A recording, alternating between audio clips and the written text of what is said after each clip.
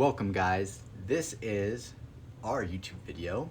I'm going to be talking about basically the lore between me and Levi, and right now, as you see, he's dressed up as a sorority, and a little bit about that, but stay tuned, watch the end, and make sure you subscribe. Well, a lot of you guys have been asking for lore on us, and yes, he's in a Sayori cosplay right now, and he's trying to fix that. But yes, y'all been asking for lore. And I'm gonna pass it off to Levi first, and then let's go back in. And we'll go back and forth. I don't know. You're better at telling stories. Do not make me tell this. Do not make you tell it. No, you want me to just narrate the entire time? Yeah. Okay. No, like, well, yeah, I guess I'm narrating. Yeah, I don't know where to start. That's the thing. You don't know where to start? No. Okay. Well, at the very beginning of our like started talking or of our relationship, what literally happened, and this is complete truth, you can ask him and everything,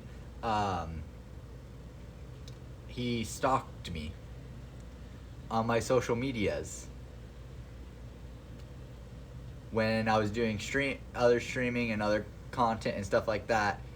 He stalked me straight up all over my social medias for an entire year. I had no clue. Right? Had a secret Snapchat account under the name K that would constantly view my stories and everything. And then, complete truth, because we're honest people, this was when I was 19, I believe. 19, about to turn 20. He texts me on his 18th birthday and asked me, hey, I live in the area, I was wondering if I wanted to pull up. He was wanting to straight hook up. Right. I was sketched at first, right? Because his first thing was like, yeah, it's my birthday. So I'm like, wait a minute. And he's like, how about this? I'll bring my dad with me to verify stuff. And I'm like, okay. Well, the funny story is, There you go. they pull up, right? And little did I know this at the time, his dad is a security guard. Like he's the one that helped me get my security license and stuff like that. Gave me advice on it and everything like that. He's a security guard, and he has like the full Kevlar vest and the security and the badge and like the full on shit, right? Mm-hmm. And all of a sudden I get a loud knock on my door. Right. And it's a type of knock that you like cops do, the do. And I'm like, what's going on? And so I go like this, I look out the peephole, and I swear, all I see is a badge. And I'm like, what the fuck did I do? I open up the door, it's him and his dad. And I didn't know his dad was a security guard or anything like this at the time. So, yeah. And he basically said, what's up, everything, and came in. And they came in to smoke up, because his dad, like, is also in a band and does that and everything else besides a security guard. Well, they came in to pull up. I met his dad, and at first, I was low-key terrified of this man. Yeah, it's a bit intimidating. He's a you know. What's up, Gamer Nation? What's up? Sorry, I'm reading chat, YouTube, because it's live. We started talking about stuff, and Levi told him, I guess, on the way here that no, I've been watching this guy's like social media and stuff for a while. Like I think he's actually a really cool dude, or stuff like that. And he was also sketched out at first. He met me. We started talking about music and stuff, right? I ended up bringing out my guitar because he's a guitarist. And he's like, oh. And so we just started talking, and we had a big wood rolled up, and we're just passing it around, and we're all hanging out, and everything like that. And I'm just like, oh, this was a crazy experience. I like to mention. Right? And this is our first time, like... Wait. This is like our first time, like, ever hanging out. I remember, like, my dad was playing the guitar, and I was, like, really high. You know, like, whatever. Sorry, YouTube, I don't think you like that. But, I kept going back and forth to sitting next to him, to sitting next to my dad, because I'd get too flustered sitting next to him, so I'd have to go sit next to my dad who was singing, and then I would go back, and it was just, like, a back and forth. I think I did that for, like, a cool 15 minutes before I just decided to sit next to him. Yeah, that was, like, kind of our how we first met, which was a random, literally internet stalker. Hey, you're straight up said, "Hey, I want you to meet my dad." Verified everything, and that was the first time we met. And then about 6 or 7 months later, this is before we were like together or anything still, and this is when like we just were still talking. Mm-hmm. I find out that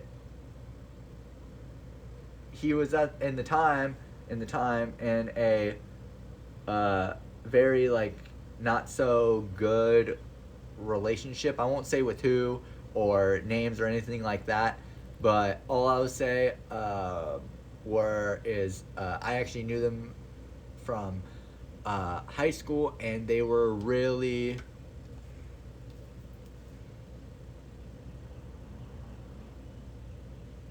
it's Coley. Oh no, that's Calais. That's Kiko. Oh yeah, I know. Oh, yeah, Hi, Kiko. Yeah, we're doing the lore drop. We're doing a lore drop right now video. So say what up to YouTube as well. It's my annoying little sister I have to babysit. Kiko. Dots of Doom. Oh,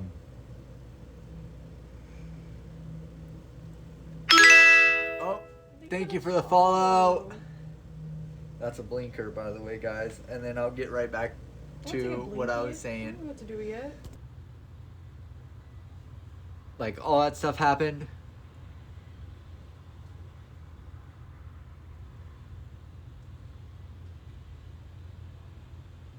Oh, no. I could tell. Bruh, I was sleeping when they broke through the glass window, and I heard a pop. I've had BB guns. I had a replica of a Glock 17 before. I've had those CO2. I know what they sound like. So I knew it wasn't real.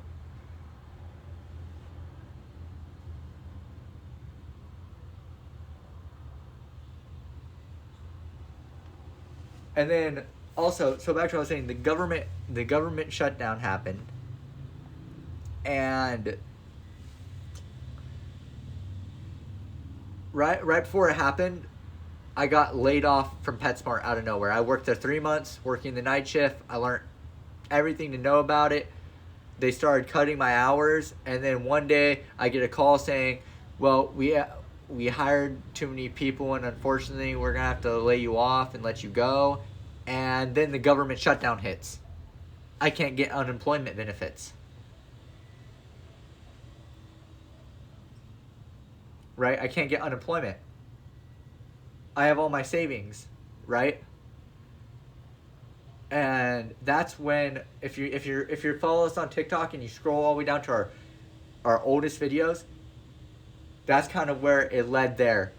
It led to, I had my savings, and I was trying to find a place that was cheap enough and everything else, and I was trying to figure it out. I only had like $2,000 in savings, and me and Levi needed a place to stay, and so we ended up getting that hotel, and that's where the video started. We decided hey, we're gonna try to start posting TikToks, like see what happens, and then all of a sudden it blew up like crazy, and we were just like didn't know what to do, and then we were just like, well, I've done this. I personally have done this before, so I'm like, yeah, like okay, so we're gonna I'm gonna start streaming again. I figured out how to do it all on our phones. Just like I'm gonna post more TikToks.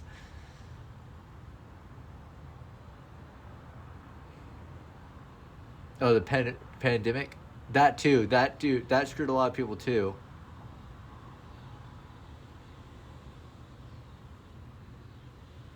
Yeah, and speaking of the pandemic too, almost made me fail high school. That with my foster parents giving me 450 milligrams of medication, two different medications at 450 milligrams.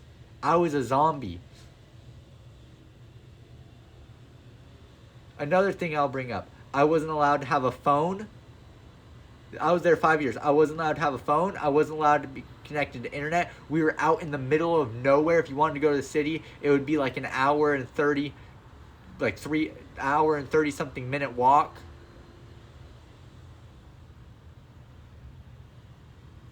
Um, yeah. One time they paid their adoptive children to discipline me because they couldn't lay their hands on me. Another thing, if you wanted to get water in the middle of the night, you couldn't. You weren't allowed to. There's a curfew where you can go in the kitchen. They would put locks on the freezer because they said y'all greedy kids will steal food.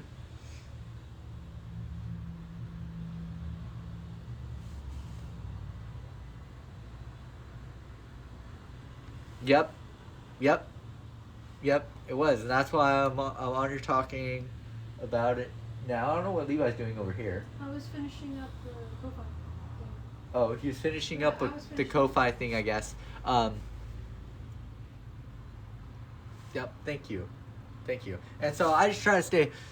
I do try to stay positive through it all, and I will say I am, because of all the stuff that happened in my life in and out of the foster system, and don't get me started on before I. Okay. Let me just give you an idea of how the system is. Just give you this another quick idea real quick. So, I was in a group home. They ended up, but listen to this. They put me. I was 11 years old. They put me in a group home, right? There's 3 houses in this group home. The house for the kids around my age, 11. The house for the 15 to 17 year olds. And then there's the house for the younger ones, right? Take a wild guess where they decided to put a short, chubby, overweight 11-year-old boy.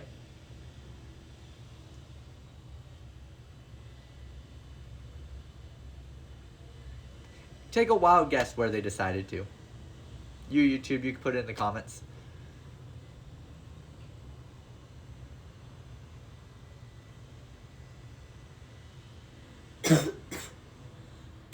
Yeah, no, that's a lot of things that people don't talk about, and they'll deny it too. But if you didn't know, social workers get annual salary benefit raise when they take a kid out of a home and put them in another home and manage them.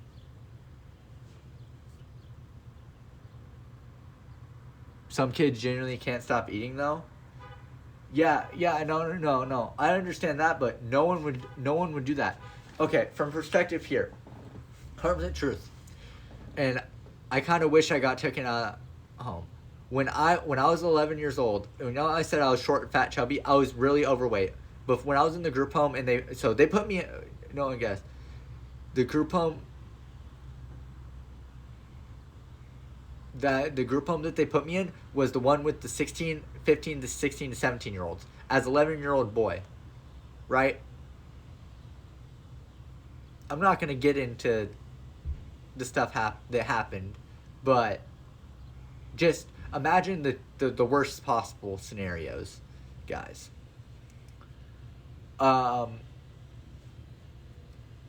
And they basically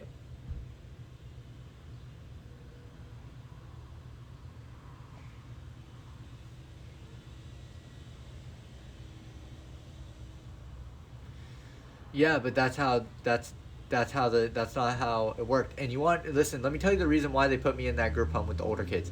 They said they thought because I was bigger and heavier than all the other 11 and 12-year olds, and at the time I had emotional problems really bad because my auntie passed away in my arms, like who wouldn't be like kind of messed up after that. Kind of over it now, but like who would not, what kid would not be messed up after something like that, having to perform CPR on the person that take care of you since you're 5 years old until you're 10.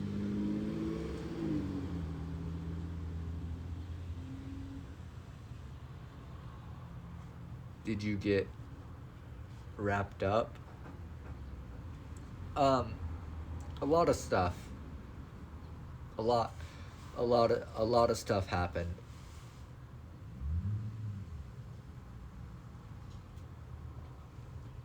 Yeah, and so that all that stuff happened, and so it was just a journey from there, and I don't know. I don't trust social workers anymore at all because of it. Because every time when I was in that foster home, I would try to say something. Levi has experience with this too, about foster parents, foster dads that are diddlers, um, pastors that are diddlers. Um,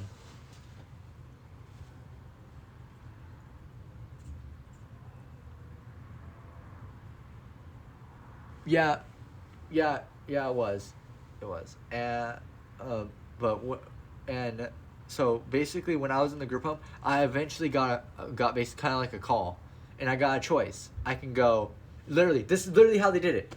You're gonna meet with this foster parent, and then you're gonna meet with this foster parent. You're gonna talk to them for about 10 minutes, and then you're gonna pick which one you want to go to. So the one on the ranch, they made it seem like, oh, fire. There was this type of stuff too, but rarely ever got to do it. Rarely ever got to do it. Dirt bikes. There was tons of animals stuff, like they didn't lie about that. The ranch life. All this other stuff. This, and that. You'll be able to do this. You'll be able to do that. And the other option was, oh, during the summer we do the summer camp and some other stuff.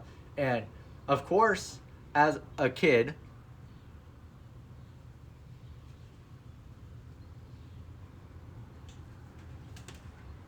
I thought, oh, I'm gonna do the dirt bikes and shit like that, all that stuff. I go there. They had a thing that two of the other foster kids were telling me, warning me of, and I didn't believe it at first. They called it the grace period. The first 6 months I was there, they were amazing and nice, incredible people. As soon as those 6 months were up, it all changed. And even they weren't necessarily all incredible people either, because during those 6 months, during the first month I was there, just listen, I was 270 pounds when I moved there. As an 11-year-old, 4'11", by the way, 270 pounds. This is truth. It's all in my health paperwork and everything else. I was 270 pounds as an 11-year-old at 4'10" height when I moved there. In a month of me being there, 7th grade, getting ready to go to 8th grade, I dropped down to 88 pounds. Now think about this. How would I do that if I was getting fed properly? I dropped so underweight that they had to put me on Ensures, that they made the foster parents buy me the Ensure drinks. Otherwise, they were gonna take me out of their care. But they didn't want me to stay out of or get out of their care. No, they want to continue amping up my medication dose. They want to continue brainwashing me so I could do all the chores for no type of pay, no allowance, nothing. We weren't allowed to have phones because they were afraid that we would call the police or call the the social workers on them.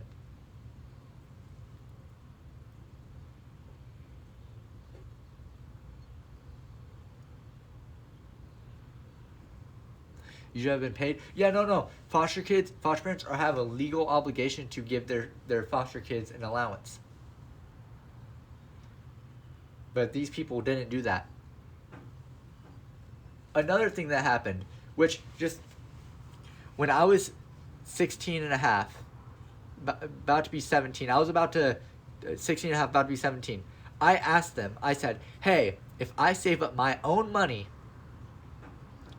can I buy myself and pay for my own phone line? Can I buy myself a phone? First time when I asked them, they said yes. Go ahead.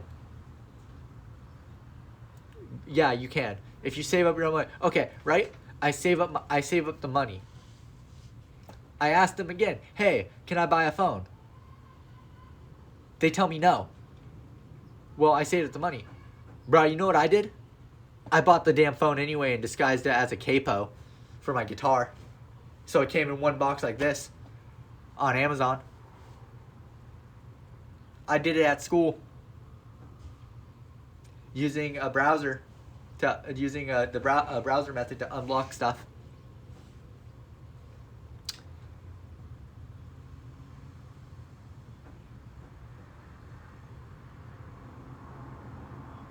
Yes, I know. That's what I'm saying. If someone wanted to make clips of some of this stuff too, so help me with a lawyer, because I do want to get back for the emotional damages and stuff that I went through, because I didn't learn anything.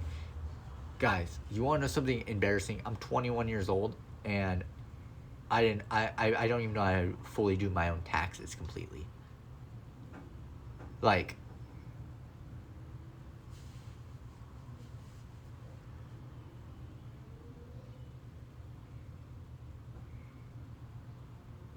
oh no, listen, I did. Here's how I eventually got out of that home when I was 17 and a half, about to turn 18 anyway. I was about to get kicked out anyway because they had a rule. But I was about to turn 18, 17 and a half.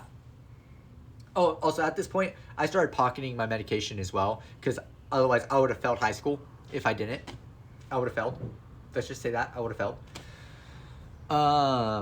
So, I was just, and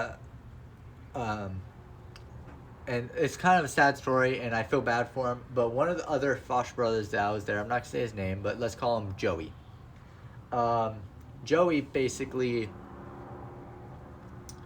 he had a brother that was in a group home, and some similar stuff was happening to him in the group home. And I know this might sound bad, but here's the thing. I knew for a fact that my foster parents would go easier on him because he's autistic and kind of high functioning and a little slow with things. But stuff like this, and he was in a really worse situation. And honestly, being in that home is better than getting diddled by other people every night. You know what I mean? And so basically, I ended up talking to my father. I'm like, well, I'm about to turn 18 anyway. Why don't I just give him my bed and I move out? You can call in and put the 14-day notice in. And she was like, well, you would do that? Being all nice, I was like, yeah. You want to know the crazy thing? As soon as they put the 14-day notice in, and then finally when they came and the social worker came and picked me up, and I went to, I ended up going to this new foster home for a bit, and they're actually pretty chill at first. Pretty chill. And this is when I started college and all this other stuff and graduated high school and everything like that. When I got to that home, I realized how different things are. I went there and they're like, when I met them, they're like, do you have a phone number? Do you have a phone so I can get your phone number right now? I was like, no, I don't have a phone. And I swear to you, they looked at me like I was crazy or something.